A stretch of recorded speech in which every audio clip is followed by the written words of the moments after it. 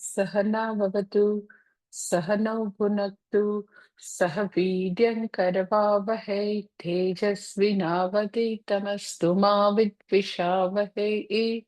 ॐ शान्ति शान्ति शान्तिः।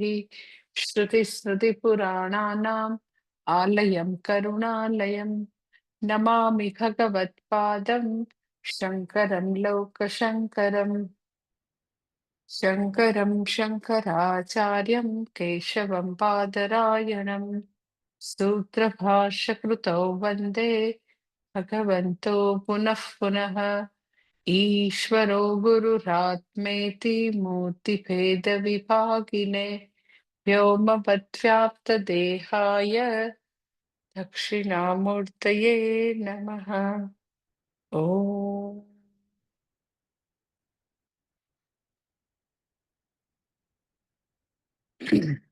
પાંચમો અધ્યાય શ્લોક નંબર 10।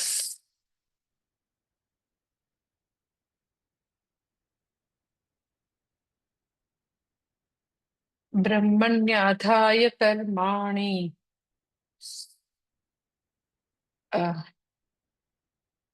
संगं त्यक्त्वा करोति यः लिप्यते न स पापेन પદ્મપત્રમિવાંભસા। કે છે કે આપણે ગઈકાલે જોયું કે ભગવાન આગલા બે શ્લોકોમાં તત્વવિદની વાત કરી, તો પછી અતત્વવિદનું શું? અતત્વવિદ વ્યક્તિ જે છે એ કેવી રીતે મોક્ષના માર્ગમાં પ્રગતિ કરે, એ કેવી રીતે ધ્યેય પ્રાપ્ત કરે?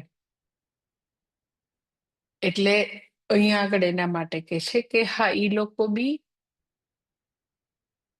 કર્મમાં ગળાડૂબ હોય, ટોટલી એમાં પ્રવૃત્ત હોય, કર્મોમાં ડૂબેલા હોય, છતાં પણ એ લોકો ભગવત પ્રાપ્તિ કરશે, છતાં પણ એ લોકો જીવન ધ્યેય પ્રાપ્ત કરશે, છતાં પણ એ લોકો કર્મોથી જરા પણ લેપિત નહીં થાય, છતાં પણ એ લોકો હંમેશા કર્મોથી અસંગ રહેશે.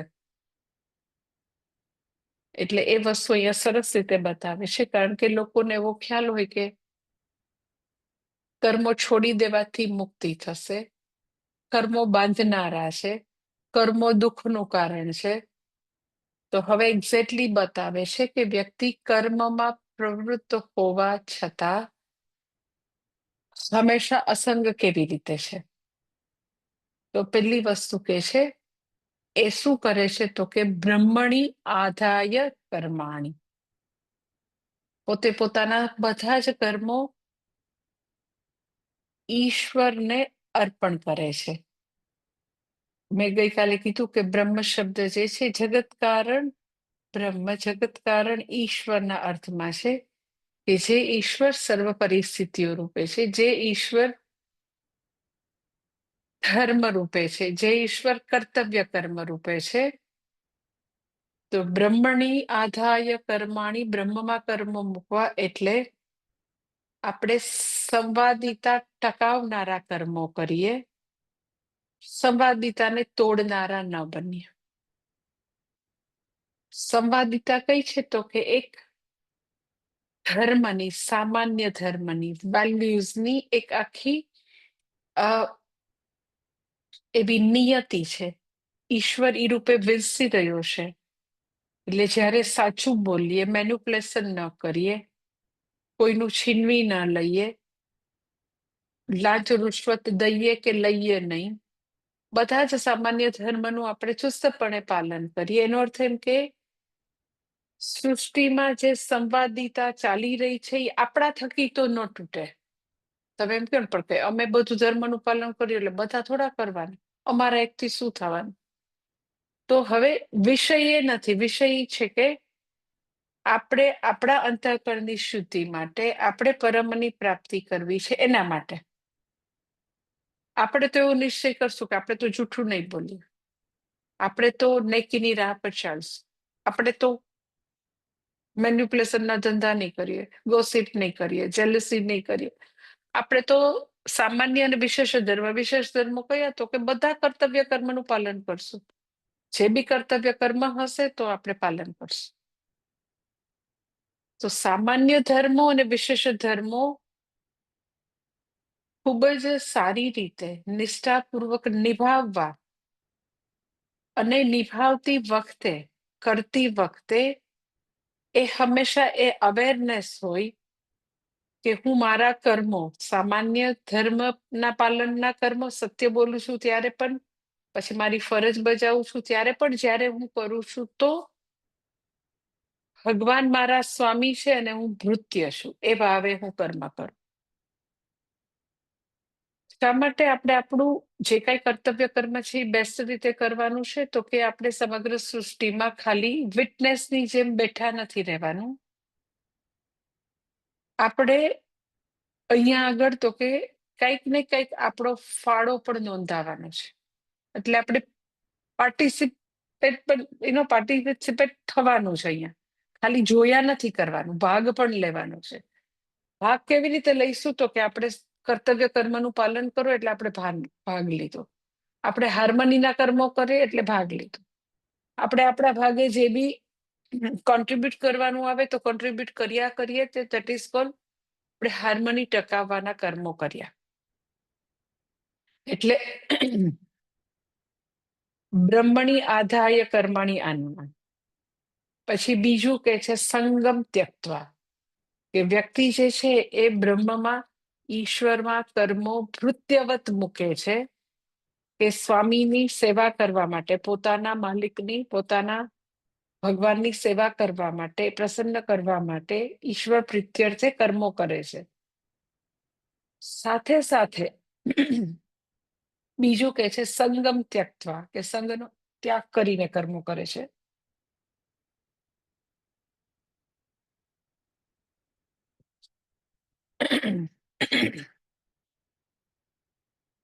સંગ એટલે શું? તો કે એ ફળ માટેનો જે આગ્રહ છે, ફળ માટેની જે સંગ એટલે આસક્તિ છે, એનો ત્યાગ કર્યો છે.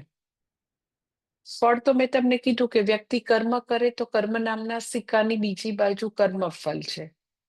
એટલે કર્મ ફલનો ત્યાગ નથી, કર્મ ફલના આગ્રહનો ત્યાગ છે. આગ્રહ શું છે? તો કે ફળ ક્યારે મળશે, મારી ઈચ્છા પ્રમાણેનું મળશે, આવી રીતે થાય તો સારું, આમ ન થાય તો સારું, આવું થશે તો બહુ પ્રોબ્લેમ થઈ જશે.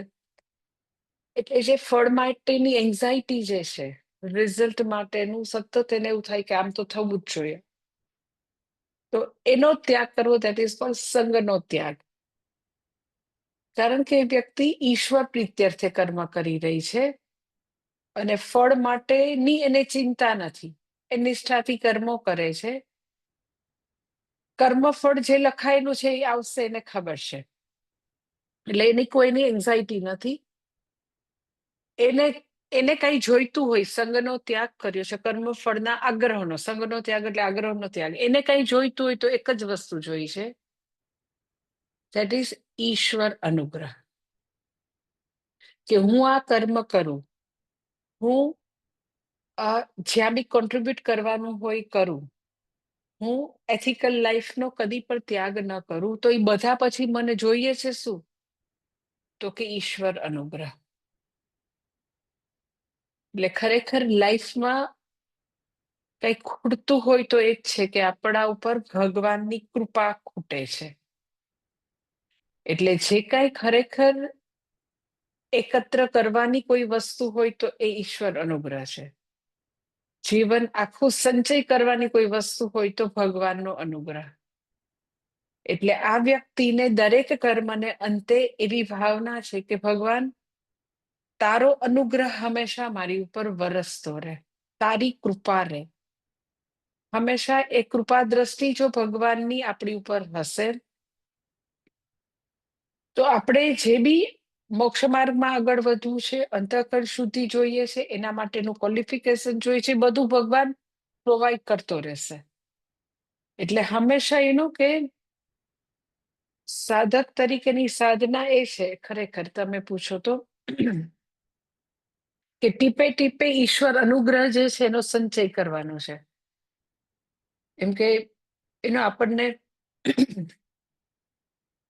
ધનનો સંચય કરવાની ખબર છે કે કેવી રીતે ધનનો સંચય થાય.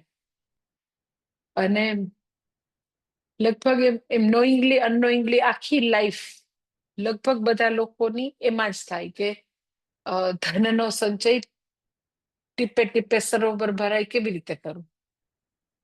એટલે એમ કે કંઈક સ્ટોક માર્કેટના કંઈક કોર્સિસ થતા હોય તો વ્યક્તિ ભણે, પછી તો કે જે કંઈ ફોર્મલ એજ્યુકેશનમાં એમ કે આ લાઈન પસંદ કરવી. શા માટે? તો કે એમાં સારી પૈસાની કમાણી છે.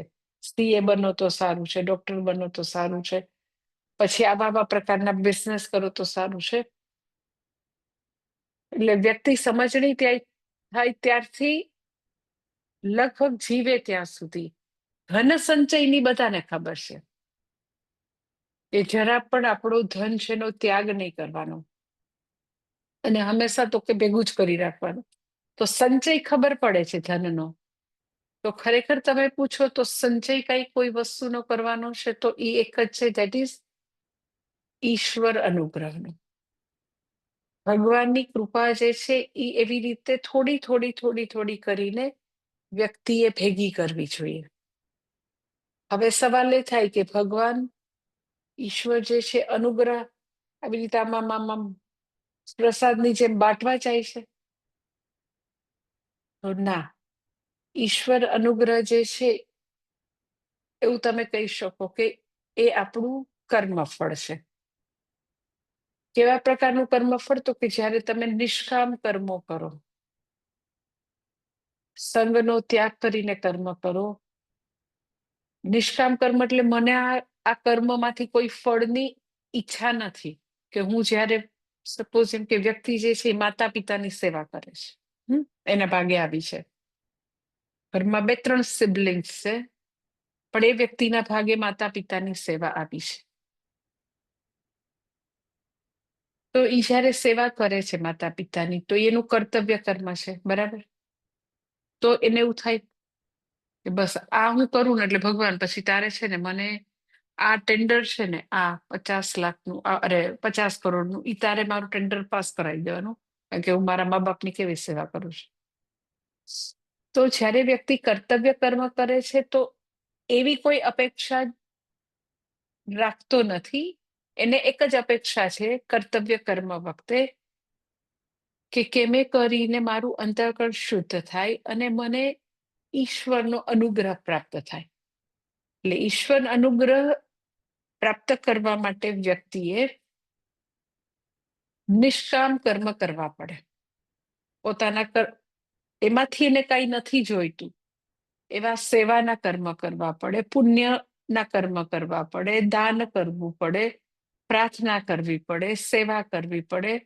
કોઈ બી ગરીબોની વસ્તીમાં જઈને, સેવા વસ્તીમાં જઈને વ્યક્તિ કામ કરતી હોય તો કોઈ પોલિટિશિયન ત્યાં જઈને સ્વચ્છતા અભિયાનમાં કચરો વાળે સેવા વસ્તીમાં જઈને ગરીબો, તો તમને લાગે છે એ અંતઃકરણ શુદ્ધિ માટે છે? પુણ્ય ભગવાનની કૃપા અર્જિત કરવા માટે નથી. શેના માટે? તો કે લોકો સોશિયલ મીડિયામાં મારા ફોટા વાયરલ કરે એના માટે હું જઈને ત્યાં કચરો વાળું છું. એટલે ઈશ્વર અનુગ્રહ પ્રાપ્ત કરવા માટે વ્યક્તિએ ઘણી બધી ભક્તિ કરવી પડે, સેવા કરવી પડે, કર્તવ્ય કર્મ જે છે એ નિષ્કામ ભાવે કરવા પડે. તો ધીરે ધીરે ધીરે ઈશ્વર અનુગ્રહ પ્રાપ્ત થાય. એ અનુગ્રહ પ્રાપ્ત થાય તો શાસ્ત્રનો અનુગ્રહ, ગુરુનો અનુગ્રહ આ બધું પ્રાપ્ત થાય. ભગવાન કૃપા કરે તો આપણો અધ્યાત્મની રાહ જે છે એ આપણા માટે ઘણી બધી સરળ બની જાય. અધરવાઇઝ શાસ્ત્રના શબ્દો જે છે એ આપણા માટે ફલીભૂત નહીં થાય. એટલે જે ખૂટે છે ઈશ્વર અનુગ્રહ છે. એટલે વ્યક્તિ સંગનો ત્યાગ કરીને ઈશ્વર પ્રીત્યર્થે ઈશ્વરની કૃપા મને મળે એટલે હું કર્મ કરું છું. એટલે એનો કર્મયોગી જે છે એ જયારે કર્મ કરે છે, તમે જો કે આમ એની આખી જર્ની જોવો કર્મયોગીની, કે એ પોતે એઝ અ ઇન્ડિવિજ્યુઅલ છે અને એનું મન ઈશ્વર સાથે કનેક્ટેડ છે. જે બી કર્મ કરે તો જો શંકરાચાર્યજી કે ભૃત્યવત, કે હું તો ભગવાનનો ચાકર છું, મને આનાથી ભગવાનનો અનુગ્રહ મળે, ભગવાન મારા પર પ્રસન્ન થાય. એ તમને સમજાય છે કે વ્યક્તિ કર્મ કરે છે તો કર્મ કરતી વખતે એ અને ભગવાન સિવાય વચ્ચે કઈ નથી આવતું. એટલે કેવું, નોઈંગલી અનનોઈંગલી એ હંમેશા ઈશ્વર સાથે કનેક્ટેડ. તમે આખું કર્મયોગનું જે આખું એક એનો રાઝ કહેવાય, એનું આખું રહસ્ય આ છે. તમે આખી કર્મયોગીની યાત્રા જો તો આ મુખ્ય રહસ્ય છે, એકદમ મહાન વસ્તુ છે. કે એ કર્મ શરૂ કરે એની પહેલા બી એને ખબર છે કે સમગ્ર સૃષ્ટિમાં હું ખાલી દ્રષ્ટા નથી, હું ખાલી વિટનેસ નથી. મારે આ સૃષ્ટિરૂપ ભગવાનની જે સંવાદિતા છે એને ટકાવવાના સત્કર્મો કરવાના. ઈશ્વર જે છે એનો હું ચાકર છું, અને ઈશ્વર મારી ઉપર ખુશ થાય અને મને મારી ઉપર કૃપા કરે એટલું જ મારે જોયું. મને આ પરિણામ આપે કે આ પરિણામ, એવું સકામ કોઈ એના મનમાં કોઈ કામનાઓ નથી. એટલે એ સકામ ભક્તિ એ કોઈ કામના સાથે નથી કરતો. ઇટ ડઝન્ટ મીન કે એને કોઈ પ્રકારનું ફળ નહીં મળે. ફળ તો એનું જે રિઝલ્ટ આવવાનું એ આવશે જ, પણ એની નજર ખાલી ને ખાલી ભગવાન ઉપર છે કે મારો ભગવાન મારી પર પ્રસન્ન થાય. એટલે કર્મયોગીની જર્ની એટલી બધી બ્યુટીફુલ છે કે એ પોતે, એ વ્યક્તિ અને ભગવાન, પછી વચ્ચે કોઈ આવતું જ નથી. એટલે સતત એ વ્યક્તિનું મન ઈશ્વરમાં રમણ કરશે. તો લેટર ઓન એ ઈશ્વર સાથેનું એનું એક્ય જોવા માટે સમર્થ બનશે. કર્મયોગ કેવી રીતે જ્ઞાન માટેનો માર્ગ પેવ કરી લઈ, આ એનું રહસ્ય છે. કે ઓલરેડી એઝ અ કર્મયોગી એ જ્યારે કર્મ કરે છે તો લોકોને ખુશ કરવા માટે નથી. અમુક લોકો જે છે, અમુક નહીં, મેં બહુ બધા લોકો એવા જોયું છે કે લોકોની જ્યારે કર્મ કરે ત્યારે ભાવના પીપલ પ્લીઝિંગ પર્સનાલિટી, કે એને લોકોને ખુશ કરવા છે. એ કર્મો કરીને મારો ભગવાન શું કે છે એ નથી વિચાર. આ બહુ જ મોટો ફરક છે. તમે બધા તમારા હોમવર્ક તરીકે તમે બધા વિચારશો, તમારી જાતને પૂછજો કે જ્યારે કર્મ કરીએ છીએ તો સામે ભગવાન દેખાય છે કે આને પછી ખરાબ લાગે ન કરીએ તો, આ કરશું ને એટલે એને બહુ સારું લાગશે, આપણે ત્યાં જવું જોઈએ. કારણ કે એ પછી છે ને એને એવું લાગશે કે આપણે આમ કર્યું, પછી ઓલાને એમ લાગશે કે આમ કર્યું એટલે મારે આમ કરવું છે. સો જસ્ટ આસ્ક યોર સેલ્ફ કે કર્મ કરતી વખતે કોને સામે રાખીને કરો છો? લોકોને ખુશ કરવા માટે કરો છો? લોકો શું કહેશે એટલે કરો છો? લોક નિંદાથી બચવા કરો છો? લોકો સારું સારું બોલે એટલે કરો છો?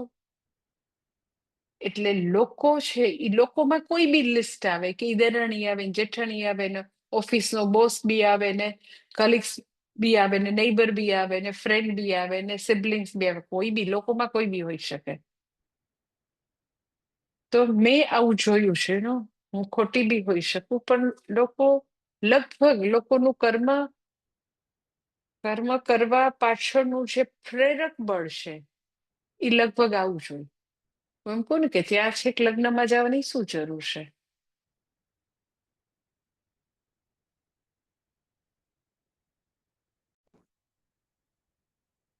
પડે બીજું કામ તો 25 યર્સ પહેલા ગુજરી ગયેલા એના સસરા ના ફ્રેન્ડ, એના સસરા ના ફ્રેન્ડ ના છોકરાઓના લગ્ન છે. 25 વર્ષ પહેલા ગુજરી ગયેલા સસરાના ફ્રેન્ડના છોકરાઓના લગ્નમાં મારે જવું જ પડે. મેં તું ન જાય તો શું થાય? તો કે પણ એને તો પછી શું એટલે એને ખબર ના પડી કે શું થાય. પડી કે પછી એમ કે મારા સસરાનો દીકરો છે એને દુઃખ લાગે ને કે પેલા હસબન્ડને. એટલે મેં કીધું દુઃખ લાગે એટલે શું થાય એક્ઝેક્ટલી? તો પછી એમ કે ઈ મારા સગાના લગ્નમાં પણ આવવામાં પછી રિજેક્ટર થાય ને એમ. એટલે હું તો આ તમને ખાલી ક્લાસિક એક્ઝામ્પલ આપું છું કે આવી નિરર્થક પ્રવૃત્તિ, just they are killing their time and life. એ શું કામ કરે છે? તો કે રીઝન આટલું જ, પબ્લિક પીપલ પ્લીઝિંગ પર્સનાલિટી, કે હું લોકોને ગુડ હ્યુમરમાં રાખું, ખુશ કરું, એ પછી મારા પ્રસંગમાં નહીં આવે.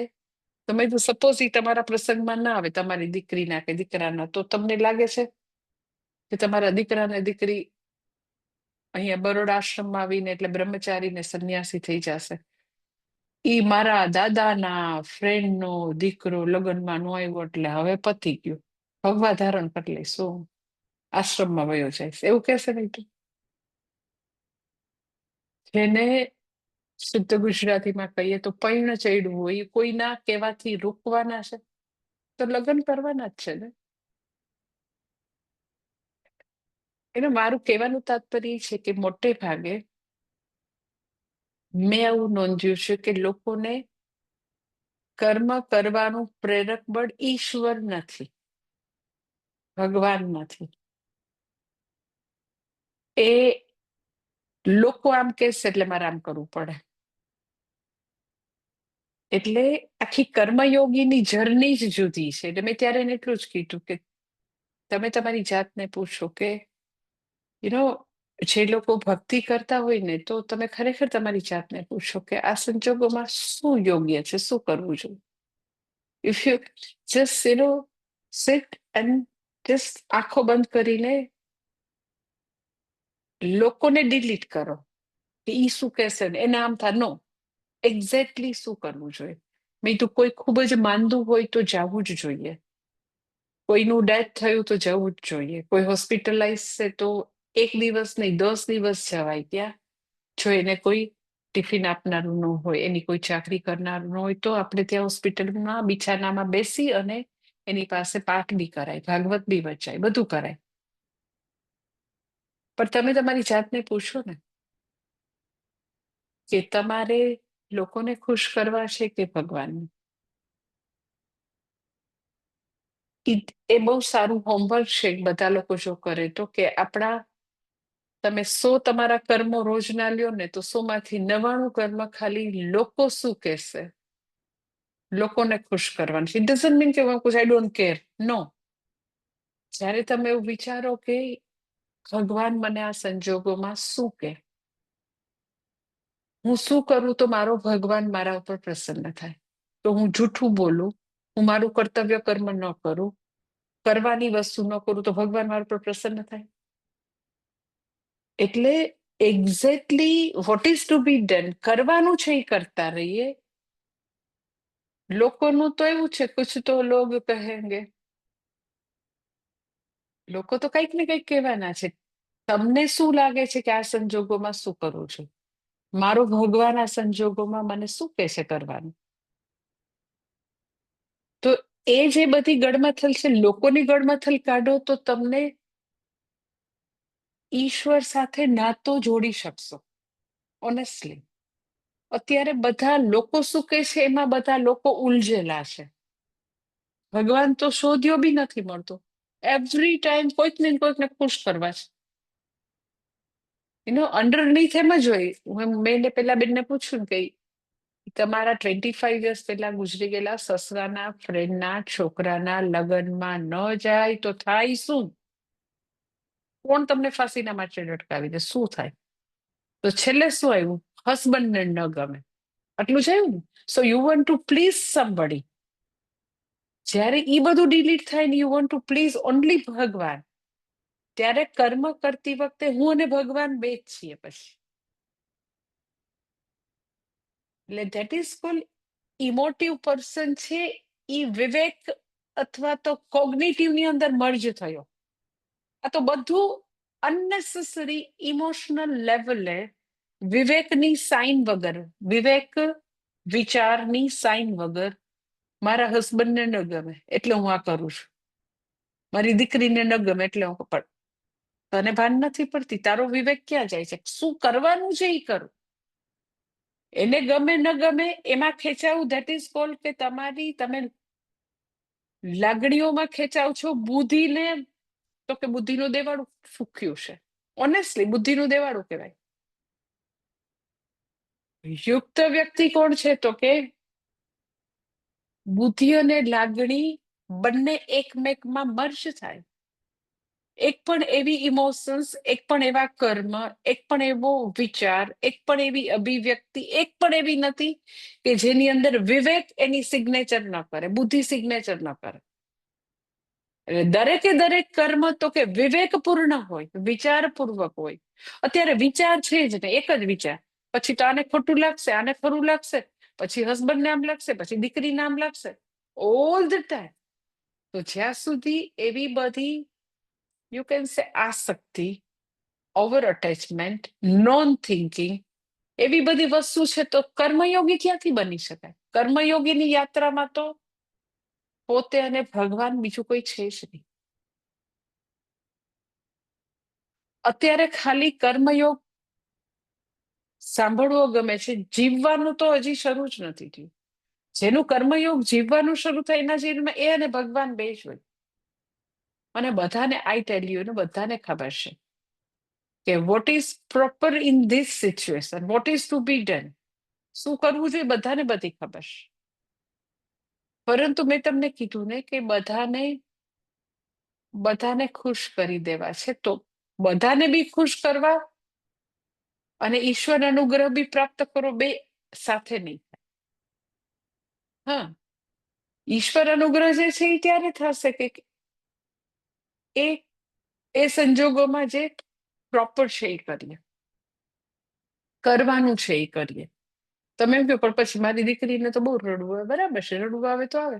પછી દીકરાને ન ગમે તો બરાબર છે, let it be like this. Letter one સમજશે, ભગવાન એને સદબુદ્ધિ આપશે. પણ લગભગ બધાની લાઈફ લોકોને ખુશ કરવામાં જ જતી રહે. એટલે એમાં ભગવાન ક્યાંય આવતા જ નથી, ક્યાંય નથી આવતા ભગવાન.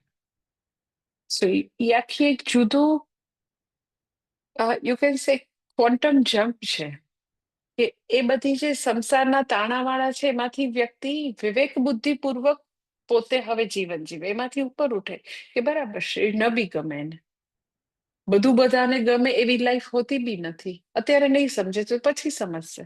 પણ હું કરું છું કારણ કે અત્યારે મારું આ કર્તવ્ય કર્મ થાય છે. હું કરું છું કારણ કે હું વાનપ્રસ્થી છું, મારે આ જ કરવાનું હોય.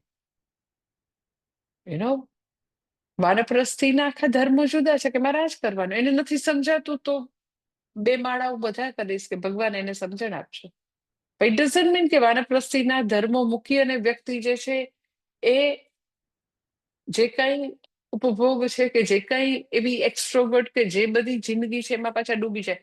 પણ પછી એવું ન કરું તો એને ન ગમે. સારું, તો તમે જ કરો, તો જન્મો જન્માંતર એ જ કરતા રહેશો.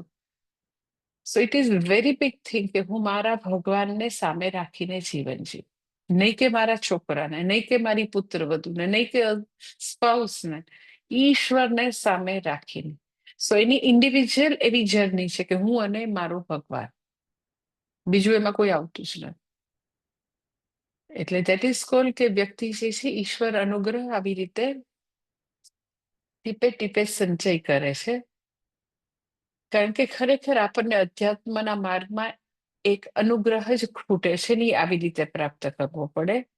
તે બીજાને સુખી કરવાની જે ઈચ્છા છે એ મૃગજળ સમાન છે, ક્યારેય કોઈ કોઈને સુખી ન કરી શકે. ખાલી કઈ કરી શકાય તો એટલું જ કરી શકાય કે કોઈને આપણા એવા અધાર્મિક કર્મોથી દુઃખી ન કરીએ, જૂઠું ન બોલીએ, કોઈનું અપમાન ન કરીએ, ગુસ્સો ન કરીએ, કાવા દાવા ખટપટ ન કરીએ, અધાર્મિક કર્મો ન કરીએ કે જેથી કોઈ દુઃખી ન થાય. પણ કોઈને સુખી કરી શકાય એ તો સાવ પાઇપ ડ્રીમ છે, ક્યારે એવું થવાનું જ નથી. એટલે કે છે આ વ્યક્તિ જે છે એ બધા કર્મો તો કે બ્રહ્મણી આધાય ભગવાનમાં આવી રીતે કર્મો મૂકે છે, સંવાદિતાના કર્મો કરીને, સંગનો ત્યાગ કરીને ટીપે ટીપે પોતે અનુગ્રહનો સંચય કરે છે. ધેન થર્ડ થિંગ, એ વ્યક્તિ હંમેશા પાપ કર્મોથી દૂર રહેશે. પાપ કર્મ એટલે શા માટે પાપ કર્મો? તો કે કર્મયોગી વ્યક્તિ જે છે એ હંમેશા પાપ કર્મથી દૂર જ હોય, અને માટે એનો પાપ કર્મોથી દૂર રહે છે. અને જે પોતે જ્યારે બી કર્મો કરે છે તો એવી ભાવનાથી કર્મો કરે છે કે મારો ભગવાન આનાથી પ્રસન્ન થાય, લોકો રાજી થાય ન થાય, મારું ભગવાન રાજી થાય. એટલે જ્યારે વ્યક્તિ ઈશ્વર પ્રીત્યર્થે કર્મ કરે તો જે પૂર્વના પાપ હોય ને ન્યુટ્રલાઇઝ થાય. પૂર્વના પાપ જે છે એનો ભાર ધીરે ધીરે ઓછો થાય, તો આપણને જ્ઞાન પ્રાપ્ત થાય. પ્રાપ્ત થયેલું જ્ઞાન માં આપણે નિષ્ઠ થઈએ. એનો જે કઈ નડે છે એ શું છે કે આપણા જે દુરિત છે, જે પાપ છે, પાપ કર્મો આપણને નડે છે. તો વ્યક્તિ એઝ એ કર્મયોગી પાપ કર્મ કરતી નથી. જે કઈ કર્મો કરે છે એમાં એને એ નિષ્કામ ભાવે કરે છે, એને કોઈ કામના નથી. એટલે હવે એ બધા એમ કે માતા પિતાની સેવા કરે, મારે કઈ નથી જોતું.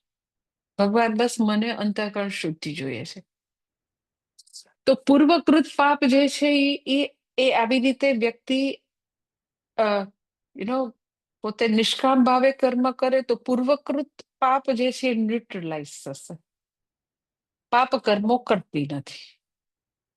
એટલે હવે એ વ્યક્તિ જે છે, જે આગળની લાઈનમાં ભગવાન કહે છે ને કે લિપ્યતે નસ પાપેન, પાપથી એ વ્યક્તિ કોઈ બી રીતે લેપાયમાન થતી નથી. પાપથી અસંગ છે, કારણ કે પાપ કર્મો કરતી નથી. પૂર્વના કામો પાપી ન્યુટ્રલાઇઝ કરે છે. અને એ વ્યક્તિના કર્મો કેવા હશે? તો કે જેવી રીતે કમળનું પાંદડું જલમાં રહેવા છતાં જળથી, પાણીથી એ સડી નથી જતું, પરંતુ એનાથી એ તો કે હંમેશા જળથી અલિપ્ત રહે છે. ભલે જળ મારે પણ જળથી અલિપ્ત. એમ કર્મયોગી વ્યક્તિ બહુ બધા કર્મોની મધ્યમાં ડૂબેલો છે, કર્મમાં ચારે તરફથી ઘેરાયેલો છે, તો બી જેમ કમળનું પાંદડું જે છે એ પાણીમાં રહેવા છતાં સડી નથી જાતું, પાણીની અસર નથી થતી, એમ આ વ્યક્તિને પણ કર્મો કોઈ પણ રીતે અસર કરતા નથી. કમળનું પાંદડું જે છે એ કોઈ બી રીતે એને જલ જે છે એને કોઈ પણ રીતે દૂષિત કરતું નથી, જલથી અસંગ રહે છે. શા માટે? તો કે ભગવાને એને એ કમળના પાંદડા ઉપર એક એવું કોટિંગ આપેલું છે જે સામાન્ય પાંદડા ઉપર નથી હોતું. તમને ખબર છે કે કમળના પાંદડા જે છે એની ઉપર આવું એક અસર, એક કોટિંગ હોય છે. એને કારણે જળમાં રહે તો એ પાંદડું સડી નથી જતું. તમે સામાન્ય પાંદડું એક દિવસ પાણીમાં નાખો તો ઈ અડધા દિવસમાં ઈ તમને સાવ એમ કે પોચું ને સડી જશે. જ્યારે કમળનું પાંદડું છે એ હંમેશા કડક ને કડક અને એવું ને એવું રહેશે, કારણ કે કોટિંગ છે એની ઉપર. એમ કર્મયોગી પાસે પણ એક એવું જબરજસ્ત કોટિંગ છે. કયું કોટિંગ છે? તો કે ઈશ્વરાર્પણ બુદ્ધિ અને પ્રસાદ બુદ્ધિનું કોટિંગ છે. એટલે જો વ્યક્તિને ઈશ્વરાર્પણ બુદ્ધિ ને પ્રસાદ બુદ્ધિનું કોટિંગ છે તો કર્મો કરવા છતાં કર્મોની અસરોથી અસંગ રહેશે. કર્મોની અસર શું થશે? તો કે કર્મ અને કર્મફળ બેયની જબરજસ્ત અસર છે. કર્મો કરે ત્યારે તો કે ખૂબ જ ભાર છે, બહુ બધા રાગ દ્વેષ છે, ઘણી બધી વસ્તુ કર્મ કરતી વખતે આડી આવે છે. કર્મફળ આવે ત્યારે બહુ બધી એન્ઝાયટી છે. કર્મફળ આવે ત્યારે વ્યક્તિ જે છે એ ઘણી બધી દુઃખી થઈ શકે, સ્ટ્રેસમાં આવી શકે. nth નંબર ઓફ ચેન્જ છે કર્મફળમાં. મને જ આવું કર્મફળ શા માટે, મારી સાથે જ અન્યાય થાય, આખી લાઈફ મેં કર્યું પણ મને કોઈ દિવસ યશ મળ્યો જ નહીં, જશની ઉપર તો જૂતિયા મળ્યા, મને જૂતા જ મળ્યા છે. એક ભાઈ મને રાજકોટમાં એવું કે માતાજી મારું નામ અપજશ કુમાર છે, અપજશ કુમાર, એવું ભાઈ કહેતા કાયમ. એનું તો ડેથ થઈ ગયું છે, નહીં જીવતા નથી, પણ એ કાયમ એમ કે મારું નામ અપજશ કુમાર છે. એટલે બહુ બધા લોકોને એવું લાગતું હોય કે મને યશ નથી મળતો. એટલે કર્મ અને કર્મફળની એટલી બધી અસરો છે કે વ્યક્તિ હંમેશા સંતાપમાં, અજંપામાં, અપૂર્ણતામાં, અસંતુષ્ટિમાં રહી શકે. જો પ્રસાદ બુદ્ધિનું કોટિંગ છે, જો ઈશ્વરાર્પણ બુદ્ધિનું કોટિંગ છે, તો આ બધી અસરો નહીં આવે. જેમ કમળના પત્ર ઉપર કોટિંગ હોવાથી કમળનું પત્ર સડી જતું નથી અને એવું ને એવું નવું નક્કોર તમને લાગે કમળનું પાન.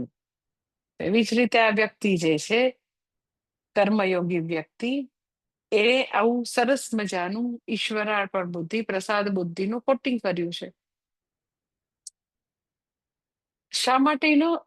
એને એને આવી રીતે કર્મો જે છે એની એન્ઝાયટી નથી, તો કે એને કર્મ વિશેની અને કર્મફળ વિશેની આવી જે વિશેષ સમજ છે એ છે એની પાસે.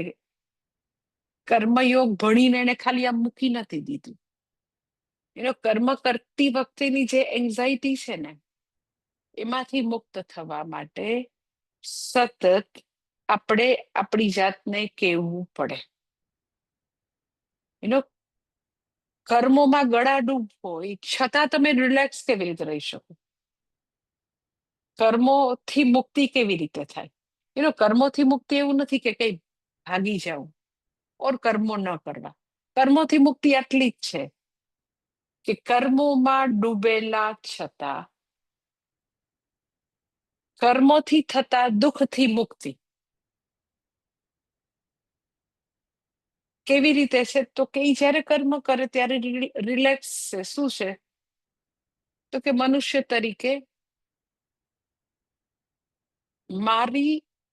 મારી સ્વતંત્રતા, મારી પાસે જે કાંઈ હું જે કરી શકું છું,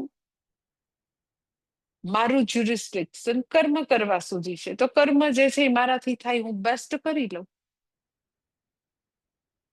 કર્મ કરતી વખતે શું ફળ આવશે એની ચિંતા કરતી નથી એ વ્યક્તિ.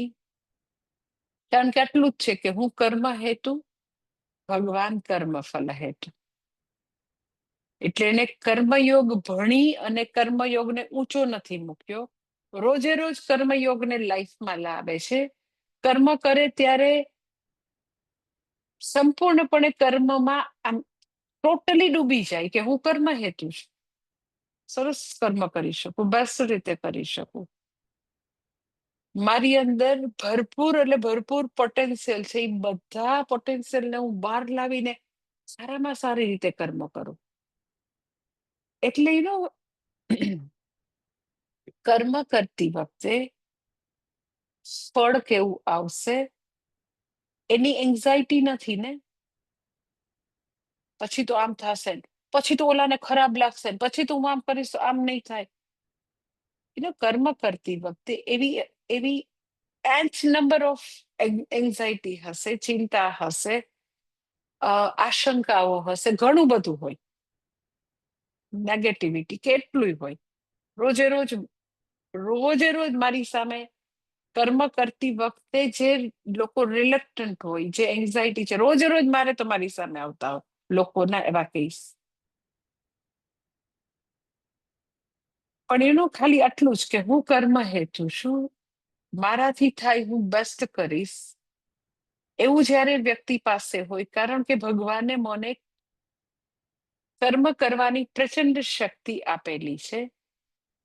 એવું વિચારીને સ્વસ્થ ચિત્તે વ્યક્તિ કર્મ કરતી હોય, એનો અર્થ એમ કે કર્મ કરતી વખતે પૂર્ણ વ્યક્તિ ઉપલબ્ધ છે, પૂરેપૂરી. એનો મનુષ્ય તરીકે આપણને જે ફ્રીડમ આપેલી છે, ફ્રી વિલ આપેલું છે, તો એ ટોટલ ફ્રી વિલ લગભગ ક્યાંય વ્યક્ત નથી થતું. એ બધે ક્યાંક ને ક્યાંક આવું આવું ડેવિએટ થયેલું, ક્યાંક ને ક્યાંક જેને કે કુંઠિત થયેલું છે, પૂરું ઉપલબ્ધ નથી. પણ વ્યક્તિ પૂરેપૂરું એવું વિચારે કે હું કર્મ હેતુ છું, મારે પરફોર્મ કરવાનું છે, તો મારી પાસે ભગવાને ઘણી બધી તાકાત આપી છે. હું પૂરેપૂરી શક્તિ જે ઈશ્વર કૃપાથી છે મારી પાસે, એનો વિનિયોગ કરીને હું બેસ્ટ કરીશ. પણ પછી આવું થશે તો એ વખતે એને ફળની એન્ઝાયટી જ નથી. પૂર્ણ વ્યક્તિ ઉપલબ્ધ, એટલે કર્મોથી થતા દુઃખથી મુક્ત. એનો અર્થ એમ કે કમળનું પાંદડું જળમાં હોવા છતાં જળની અસરથી મુક્ત છે, પરંતુ એની સાથે સાથે એ મુક્ત છે તો છે જ, પરંતુ જ્યારે એ જ કમળના પત્તા ઉપર એ જ્યારે એની એની નીચેની સપાટી હોય ને, એ પાણીમાં હોય. તમે કમળકુંડ જોયો હોય તો ખ્યાલ હશે, જુદા જુદા પ્રકારના હોય છે. લાઈક વોટર લીલી હોય, લોટસ હોય. તો વોટર લીલીમાં આવું બહુ જ હોય. અમુક લોટસમાં એવું હોય કે પાંદડું છે એ નીચેનો ભાગ આખો આખો પાણીમાં ડૂબેલો હોય, ઉપરનો ભાગ તો કે બારે હોય, સરફેસ એની બારે હોય. તો પાંદડાનો એ અડધો ભાગ તો હંમેશા પાણીમાં ડૂબેલો, છતાં કોઈ દિવસ સડતું નથી. પણ એ જ પાંદડા ઉપર જ્યારે સવારે ઝાકળના બિંદુ પડે અને એમાં સૌથી પહેલા સૂર્યના કિરણો પસાર થાય એની ઉપરથી, એ ઝાકળના બિંદુ ઉપર, તો એ બધા બિંદુ તમે જોયા હોય તો સરસ મોતીની જેમ ચમકે. કોઈ વાર તમે ઓબ્ઝર્વ કર્યું હોય ને, ક્યાંય બી ગયા હોય તો બહુ જ બ્યુટીફુલ લાગે. રાજકોટમાં કમળકુંડ છે ને, કમળ મારાથી ઉગી નથી શકતા, વોટર લીલી જ ઉગી શકે છે. કમળ ઉગાડવા માટે થોડી જગ્યા મોટી જોઈએ, એ છે ને એટલે હું ઉગાડી નથી શકતી. ઉગે તો છે બિચારા, પણ એને જગ્યા મોટી જોઈએ કમળને. તો હું સવારે ઘણી વાર જોઉં કે ઝાકળના બિંદુ પડ્યા હોય ને આમ પહેલા કિરણો આવે તો એ બધા જેટલા બી આમ બિંદુ હોય એ વાહ મોતીની જેમ ચમકે. એટલે આ કર્મયોગી વ્યક્તિ પણ કમળના પાંદડાની જેમ પૂરેપૂરી જળની જગ્યાએ કર્મો છે, કર્મોમાં પૂરેપૂરી ડૂબેલી, પરંતુ છતાં એ ક્યારેય દુઃખી નથી થતી. એન્ઝાયટી નથી, ભય નથી, નિરાશા નથી, ચિંતા નથી, ફરિયાદ નથી, મારી હારે જ આવું થાય, આ બધા આવા જ છે, કોઈને કદર જ નથી, મારે જ બધું કરવાનું, હું કરું એટલે મારી ઉપર જ બધો ભાર આવી જાય. અને કોઈને એક આટલું અપ્રિશિએટ કરવું નથી. 99 કામ સારા કર્યા પણ એક બગડી ગયું તો એને જ યાદ કરે છે, કાંઈ એને નથી. અને આઈ ટેલ યુ, હું જે કહું છું એવું હોઈ બી શકે સંસારમાં. એમ કે તમે 99 સારું કર્યા હોય, 90 કામ સારા કર્યા હોય, 10 તમારાથી તમારી પોતાની એક હ્યુમન બિંગની મર્યાદાથી બગડ્યા હોય. ભાવના એવી ન હોય કે બગાડવું છે, પણ બગડ્યા હોય તો લોકો ઈ જ 10 યાદ રાખે. તો આ એવું જ છે, એવો જ સંસાર છે. જે વ્યક્તિ કમ્પ્લેન કરતી હોય તો એ એવું નથી કહેતી કે એને એની પોતાની કલ્પનાઓ છે, એ સાચું છે, હું ક્યાં ના પાડું છું. પરંતુ કર્મયોગી વ્યક્તિ જે છે એને બી એક હકીકત તરીકે જોવે છે કે હા બરાબર છે, દુનિયા આવી જ છે, પણ એનો સંબંધ, એનો નાતો, એનું સીધું હોટલાઈન કોની સાથે છે? ભગવાન સાથે. એને ખબર છે કે 10 કામ બગડશે તો લોકો તો ટીકા કરવાના, 90 કામ સારા તો એની નોંધ ન કરે, કોઈ ન કરે. હવે સવાલ એ છે કે જે વ્યક્તિ એ ભગવાનની સામું જોઈને, ભગવાનની આજ્ઞા છે, ભગવાન મારા સ્વામી, હું એનો ભૃત્ય, હું એનો ચાકર, એવી રીતે કામ કર્યું છું, તો એને 10 બગડે ને લોકો એકદમ ટીકા કરે તો એને ક્યાં વાંધો છે?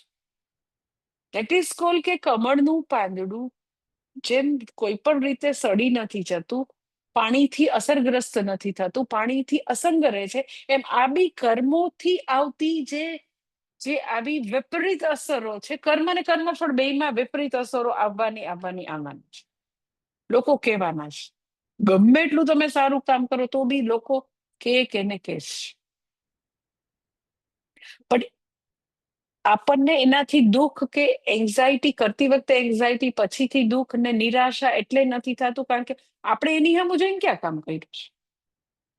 આપણે હાયર ગોલ સાથે, સુપ્રીમ અલ્ટિમેટ ગોલ સાથે આપણી જાતને જોડી છે. આપણે ક્યાં વચ્ચે ત્યાં દેખાય છે. એટલે એ વ્યક્તિ કર્મોની અસરથી ગ્રસ્ત નથી થતી. એટ ધ સેમ ટાઈમ એને કરેલા કર્મો મોતીની જેમ ચમકશે, દીપી ઉઠશે. શા માટે? તો કે હોલ પર્સન ઇઝ અવેલેબલ. ઈ જયારે કર્મ કરે છે ત્યારે પૂર્ણ વ્યક્તિ અવેલેબલ છે. એનામાં એ જે કર્મો કરશે એમાં ટોટલી લીન થઈ જાય, એકદમ ટોટલી એમાં ખોવાઈ ગઈ હોય. અને કોઈ એવી ચિંતા જ ન કરે કે લોકો અપ્રિશિએટ કરે છે, નથી કરતા, લોકો જોવે છે, નથી જોતા. હું ને મારો ભગવાન એ નોંધ લે છે. બસ મારે કોઈની નોંધની જરૂર નથી. કોઈ નોંધ લેશે તો મારું અંતઃકરણ શુદ્ધ થવાની પ્રક્રિયા ધીમી થઈ જશે. ભાઈ નથી જોતી કોઈની નોંધ.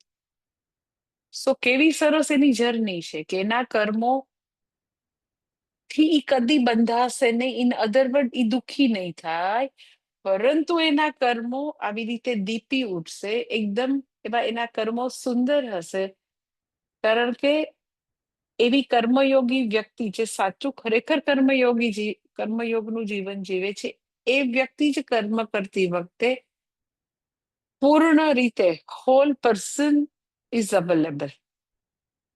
એટલે એની નથી તો એને કોઈ સંતાપ નથી, એને કઈ એવું થતું કે ભગવાન અનફેર છે. એને ખબર છે ફળ પ્રાપ્ત થાય કે ઈશ્વર જે છે એ ફેર છે, એ કર્માધ્યક્ષ છે, એ જે મોકલી રહ્યો છે એ બરાબર જ છે. ત્યારે બી કોઈ કમ્પ્લેન નથી, કર્મ કરતી વખતે બી કમ્પ્લેન નથી. એટલે કેટલી સરસ એની યાત્રા છે, હંમેશા રિલેક્સ. એટલે મેં તમને કીધું કે મનુષ્યના જીવનની યાત્રા કર્મ અને કર્મફળની યાત્રા. એ હંમેશા કર્મો કરતા રહેશે. કર્મો કરતી વખતે આગળ કરેલા કર્મોના ફળ બી ભોગવતી હોય, પાછા એ કર્મફળ એક્ઝોસ્ટ કરતી વખતે નવા કર્મો બાંધતી હોય. તો કર્મ અને કર્મફળની યાત્રા ઈ જીવન છે. જો કર્મ અને કર્મફળ વખતે આપણે રિલેક્સ રહી શકીએ તો આપણે ભગવદ્ ગીતા ભણ્યા એનું ફલ પ્રાપ્ત થયું એવું કહેવાય. પણ તમે એમ કહો કે જયારે 1 કલાક ક્લાસમાં બેસીએ ને ત્યારે એ બધું બરાબર છે, પછી બાકી બધા જાગ્રત અવસ્થાના બધા કલાકો અમે કર્મ કરીએ ને ત્યારે તો પછી અમને બહુ એન્ઝાયટી થાય, બહુ ચિંતા, બહુ કકડાટ, બહુ ફરિયાદ, ફરીથી લોકોને ખુશ કરવાનું એવું જ આવી જાય. એનો અર્થ એમ કે આપણે કર્મયોગને હજી જીવનમાં લાવી નથી શક્યા, કનેક્ટ નથી કરી શક્યા. એટલે ટ્રાય ટુ કનેક્ટ. તમે કનેક્ટ કરશો પછી મેં તમને કીધું કે સીધી ઈશ્વર સાથે હોટલાઈન, વચ્ચેના માણસો નીકળી જશે. અને તો એના કર્મો જે છે આવા સરસ મજાના મોતીની જેમ ચમકશે, દીપી ઉઠશે. એ વ્યક્તિ જે છે એ તો કે આવી રીતે ખૂબ જ એની આખી જીવનની જર્ની છે, આવી નિરાતની યાત્રા હશે, શાંતિની યાત્રા હશે. તો પછી એ વ્યક્તિ જે છે એ એવું કહી શકાય કે શ્રવણ મનન નિધિધ્યાસન માટે હવે એ બરાબર તૈયાર છે, કારણ કે મન શાંત છે, સ્વસ્થ છે, બેઝિકલી આવી ટુગેધર પર્સન છે, આટલી મહાન ભક્ત છે, સમર્પિત છે, શરણાગત છે. તો પછી હવે રેડી છે. એટલે એનો અર્થ એમ કે કર્મયોગે જ્ઞાન માટે માર્ગ પેવ કરી દીધો. એટલે કે છે આદિ શંકરાચાર્યજી, બ્રહ્મણી ઈશ્વરે આધાય નિક્ષિપ્ય તદર્થમ કરોમી ઇતિ. ગઈકાલે મેં વાંચ્યું હતું, ભૃત્ય ઇવ સ્વામ્યર્થમ સર્વાણી કર્માણી. પછી કે છે મોક્ષે અપી ફલે સંગમ ત્યક્ત્વા કરોતિ યહ સર્વ કર્માણી લિપ્યતે ન સ પાપેન ન સંબંધ્યતે પદ્મપત્રમ ઇવ અંબસા ઉદકેન. એ વ્યક્તિ જે છે એ હંમેશા બધા જ પાપથી, બધા જ કર્મોથી અનટચડ છે, હંમેશા અસંગ છે. ને એનું વર્ણન હજી આગળ કરે છે શ્લોક નંબર 11.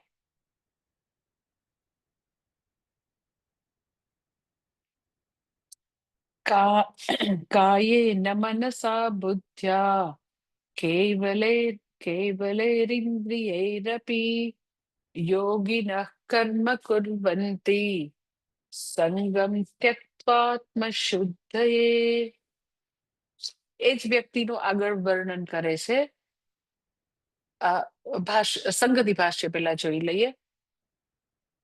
કેવલમ સત્વશુદ્ધિ માત્ર ફલમ એવ તસ્ય કર્મણઃ સ્યાત યસ્માત. કે એ વ્યક્તિ જે છે એ કેવલમ સત્વશુદ્ધિ માત્ર ફલમ, એ વ્યક્તિ જ્યારે કર્મ કરે છે તો એને ખાલી અંતઃકરણ શુદ્ધિ જ જોઈએ છે.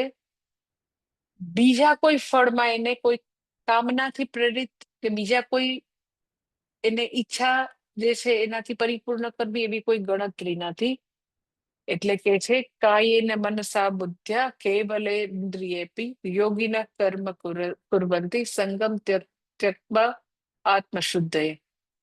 કે છે યોગિનઃ સંગમ ત્યક્ત્વા આત્મશુદ્ધયે કાયેન વચસા મનસા કાયેન મનસા બુદ્ધ્યા અપી કેવલૈહિ ઇન્દ્રિયૈહિ કર્મ કુર્વન્તિ. કે છે કે આ કર્મયોગી વ્યક્તિ જે છે, જે આગળ વર્ણન કર્યું 10મા શ્લોકમાં, કે યોગિનઃ સંગમ ત્યક્ત્વા, સંગ એટલે આસક્તિ, આ કર્મયોગી જે છે એ આસક્તિનો ત્યાગ કરે છે ફર્સ્ટ થિંગ. પછી બીજું કે છે શેને માટે કરે છે, આસક્તિ શેને માટે ત્યાગે છે? ફળ માટેની આસક્તિ, કર્મ માટેની આસક્તિ, તો કે આત્મશુદ્ધયે. એ વ્યક્તિ આસક્તિને ત્યાગે છે અંતઃકરણ શુદ્ધિ માટે. અંતઃકરણ શુદ્ધિ માટે આસક્તિ ત્યાગીને કર્મો કરે છે. પછી કે છે કાયેન મનસા બુદ્ધ્યા, કે કાયાથી, પછી મનથી, બુદ્ધિથી, બુદ્ધ્યા અપી કેવલૈહિ ઇન્દ્રિયૈહિ અપી ઇન્દ્રિયૈહિ કર્મ કુર્વન્તિ. એ લોકો દેહથી, મનથી, બુદ્ધિથી અને ફક્ત ઇન્દ્રિયો વડે કર્મ કરે છે. એટલે આખું ભાષાંતર એવી રીતે થશે કે કર્મયોગીનું જીવન જીવનારી વ્યક્તિ આસક્તિ ત્યાગીને ખાલી આત્મશુદ્ધિ માટે, અંતઃકરણ શુદ્ધિ માટે કર્મ કરે છે. કેવી રીતે કર્મ કરે છે? તો કે ખાલી દેહથી, મનથી, બુદ્ધિથી અને ઇન્દ્રિયોથી જ કર્મ કરે છે. આસક્તિનો ત્યાગ કરીને અંતઃકરણ શુદ્ધિ માટે માત્ર કાયા, વચન, મન અને ઇન્દ્રિયોથી કર્મ કરે છે. તો હવે સવાલ થાય કે લે, બધા લોકો એનાથી જ કરતા હોય, કાયાથી, મનથી, વચનથી, કર્મયોગી માટે વળી વિશેષ તમે શું કહો છો? એટલે આદિશંકરાચાર્યજીનો સરસ જવાબ આપે છે. જો કાયેન એટલે દેહેન મનસા બુદ્ધ્યા ચ કેવલૈહિ, તો એમ કે બધા એનાથી જ કામ કરે. તો કે બરાબર છે, પરંતુ આ લોકો ખાલી દેહથી, મનથી, ઇન્દ્રિયોથી કર્મ કરે છે. ખાલી આનાથી કરે છે એવું કહેવાનો આશય એવું એટલો જ છે કે છે કેવલેહિ મમત્વ વર્જિતેહિ ઈશ્વરાય એવં કર્મ કરોમિ ન મમ ફલાય. સામાન્ય રીતે લોકો ફળ માટે કર્મ કરે છે. આ વ્યક્તિ ફળ માટે કર્મ કરતી નથી. એટલે એમ કે ખાલી તો કાયા, વચન અને મનથી કર્મો કરે છે, ફળ માટે નથી કરતી. અવિવેકીની વિવેકી બધા પોતાના શરીર, મન, ઇન્દ્રિયના વિનિયોગ કરીને જ કર્મ કરે. પણ આના માટે કેવલ શબ્દ એટલા માટે વાપર્યો છે કે એ ખાલી શરીર મન ઇન્દ્રિયથી કર્મ કરે છે, પણ એને કોઈ ફળની અપેક્ષા નથી. સંગનો ત્યાગ કર્યો છે. જ્યારે અવિવેકી લોકો ફળ માટે કર્મ કરે છે, ખૂબ જ આસક્તિ છે એટલે કર્મ કરે છે. એટલે બેયને જુદા પાડવા માટે કેવલે આવો શબ્દ વાપર્યો. એટલે કર્મયોગી જે છે એ કેવળ પોતાના કાર્યકારણ સંઘાતથી કર્મો કરે છે, રાગદ્વેષથી નથી કરતા. જ્યારે અજ્ઞાની લોકો પોતાના શરીર મન બુદ્ધિથી તો કર્મ કરે જ છે, પણ રાગદ્વેષથી પ્રેરાઈને કરે છે. આ લોકોમાં રાગદ્વેષથી બાદબાકી છે, એટલા માટે કેવલ શબ્દ વાપરે. ઉપાધિ તો બેયમાં કોમન છે, વિવેક અને અવિવેકીમાં. પણ આમાં કેવલ શબ્દ વાપરવાનો અર્થ અને શરીર મન બુદ્ધિ એવું બધું વાપરવાનો અર્થ કે એનું જીવન રાગ દ્વેષ પ્રેરિત નથી, જ્યારે ઓલા લોકોનું જીવન રાગ દ્વેષ પ્રેરિત છે. અને વધારે જે છે નેક્સ્ટ સેશનમાં છે. ઓમ પૂર્ણમદ પૂર્ણમિદમ પૂર્ણાત પૂર્ણમુદચ્યતે પૂર્ણસ્ય પૂર્ણમાદાય પૂર્ણમેવાવશિષ્યતે. ઓમ શાંતિ શાંતિ શાંતિ. હરિ ઓમ શ્રી ગુરુભ્યો નમઃ. હરિ ઓમ.